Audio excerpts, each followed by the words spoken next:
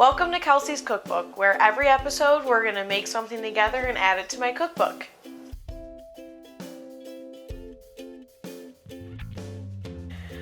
Today we're going to make my homemade hummus and my toasted pita chips, but be careful because this will ruin store-bought hummus and pita chips for you.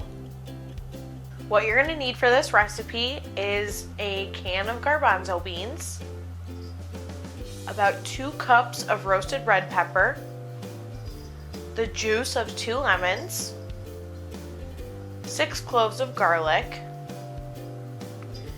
some pita bread, tahini, olive oil, some kosher salt, and then extra seasonings that we're going to use are smoked paprika, ground black pepper, and lemon pepper.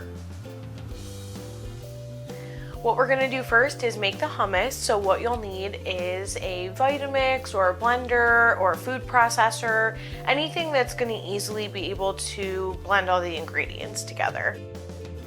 I personally have 2 roasted red peppers here that I did because I have an awesome Aunt Donna who taught me how to roast some red peppers, and I will add those. But if you don't have that, or if you don't want to make that on your own, then you can just go to the store and get some roasted red peppers and add about 2 cups.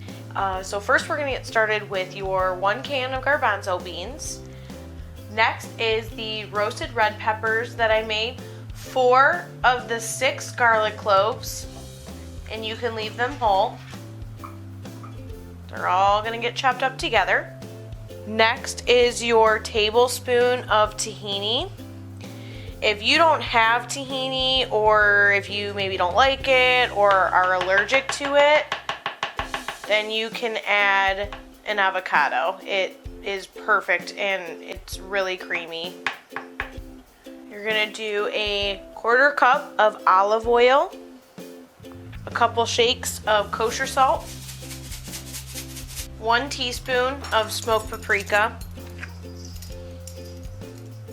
1 teaspoon of ground black pepper, and last what we're going to do is add the juice of 2 lemons. One of the reasons that I love making hummus is because you can really play with it. If you don't like roasted red peppers, you can add a jalapeno, you can add an avocado like I was saying earlier, you can add cauliflower, you can add all kinds of things. Alright, now that we have everything here in my Vitamix or your blender or your food processor, whatever you have, we're going to take it over and get it blended till it's nice and smooth. Now if you're noticing that it's not blending super well, you can always add more olive oil while it's blending to help all of the flavors and all of the ingredients incorporate with one another. So let's get this blended.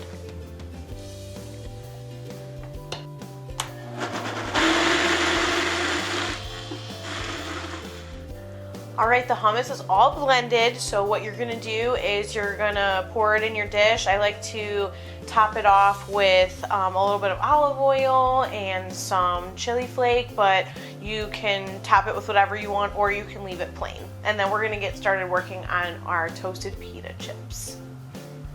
The color that the roasted red pepper gives the hummus is so beautiful. And just really quick, I'm going to drizzle some olive oil on top and add some red chili flake and let this sit. Next, what I'm going to show you how to do is make my toasted pita chips. So you will need 3 to 4 pieces of pita about this size. And what I'm going to do is I'm going to show you 2 different ways that I like to cut these. It's your preference, but they're the ultimate scoop factor when getting your hummus. Before we get started on cutting anything and getting this ready for the oven, you want to make sure that your oven is preheating to 375 degrees. And then once we get everything cut up, we're going to put it in the oven for about 10 to 12 minutes.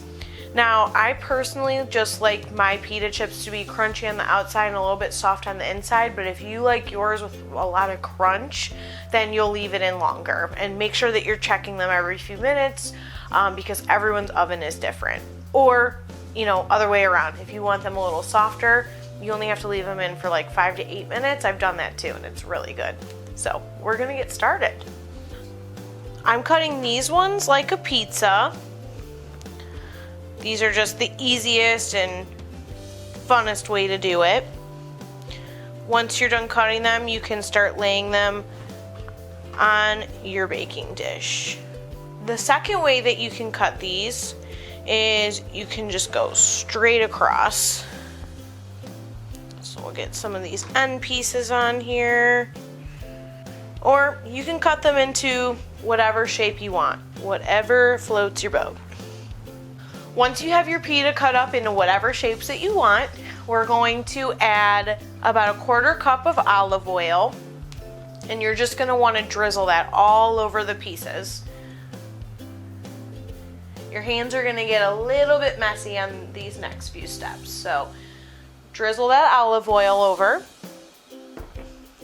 Next, I'm gonna take the other 2 garlic cloves that I showed you guys earlier and just give that a rough chop, or if you like to use minced garlic, that works too. And we're just gonna toss this onto the pita. Last step is we're going to shake some kosher salt all over these. And then I'm going to add a teaspoon of lemon pepper. The lemon pepper just gives these a really, really good flavor, and it goes really well with the roasted red pepper hummus. So sprinkle that. This is where your hands are gonna get a little messy. If you don't wanna get them messy, throw this all in a bowl and give it a toss, but what's the fun in that? You wanna get each piece coated with the seasoning and the garlic and the olive oil so that each bite turns out really, really yummy. Okay. Once you feel like all of your pita pieces have been coated well enough, you're going to pop it in the oven. So like I said earlier, you're gonna have your oven at 375 degrees and you're gonna bake these for 10 to 12 minutes. Everyone's oven is different, so make sure you're checking. If you want your chips more crispy, then keep them in longer. If you want them more soft, then you'll cook them for less. So let's get these popped in the oven. All right, everybody, the pita chips have come out of the oven. I have let them cool for about 10 minutes. Another great thing to dunk in this hummus is some diced up veggies. So if you want to dice up some veggies versus making the pita chips, that's a great alternative. But for now, I'm going to snack on one of these pita chips and dip it all in that hummus.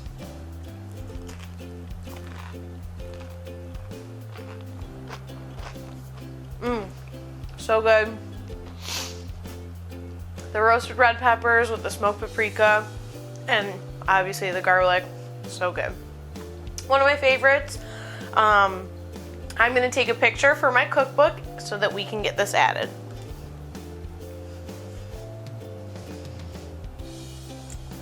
Thanks everybody for watching. If you also want to follow me on Instagram or on Facebook, you can find me at Kelsey's Cookbook. But for now, thanks and stay tuned for more recipes.